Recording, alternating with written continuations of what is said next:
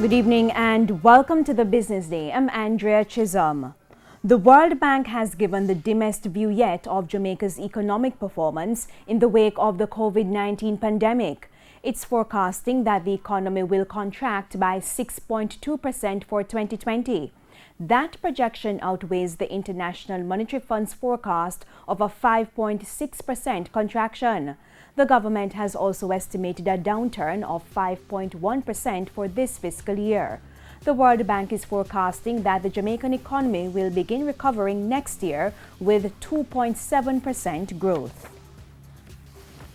A parliamentary committee is demanding a report outlining the systemic issues preventing Jamaica from achieving higher economic growth. The Public Administration and Appropriations Committee, PAAC, requested the report from the Planning Institute of Jamaica, PIOJ. Andrew Laidley reports. The Planning Institute of Jamaica is projecting a sharp 12 to 14% contraction in the economy for the April to June quarter. The PIOJ attributes the projection to the challenges brought on by the COVID-19 pandemic.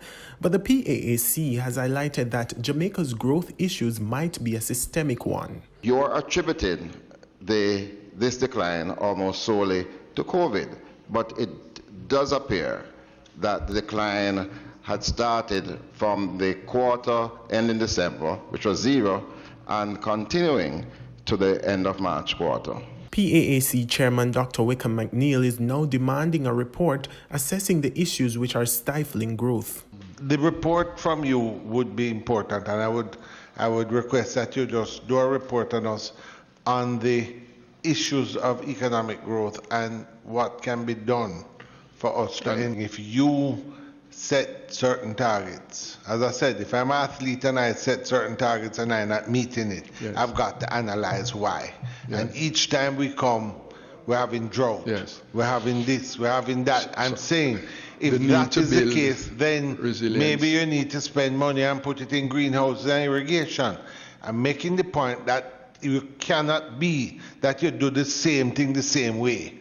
And every time we come to the committee, we get the same report. Director General at the PIOJ, Dr. Wayne Henry, admits that Jamaica isn't the only country struggling to realize higher growth, but he said the issue requires strategic focus. You're right, that it can't be that we continue the same way. We've been undertaking activities to strengthen the ability of the economy to withstand the shocks. In some cases, when we had what some would term anemic growth, you would look at some of our main trading partners. And we're going to do a report just to set that context, that the US, as one of the leading economies, would have had some similar growth rate. At some point, consistently, we were above the regional average in growth. And I think it's an important point. Andrew Laidley, TVJ News. Oil prices traded higher today.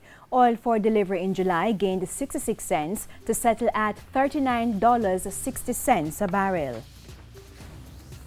Currency trading ended today with the US dollar selling for $140.98, the Canadian dollar $106.84. The pound is going for $180.31, while the euro closed at $161.83. The JSE index lost 2,341 points today, and the junior market index is down 19 points. Among the winners, Proven Investments US dollar shares, Everything Fresh, Sagicor Select Funds Financial, Palace Amusement, and Jamaica Producers Group. On the losing side were First Rock Capital Holdings US dollar shares, Scotia Group Jamaica, Pulse Investments, 1834 Investments, and 138 Student Living. And that's it for the Business Day. I'm Andrea Chisholm. Good evening.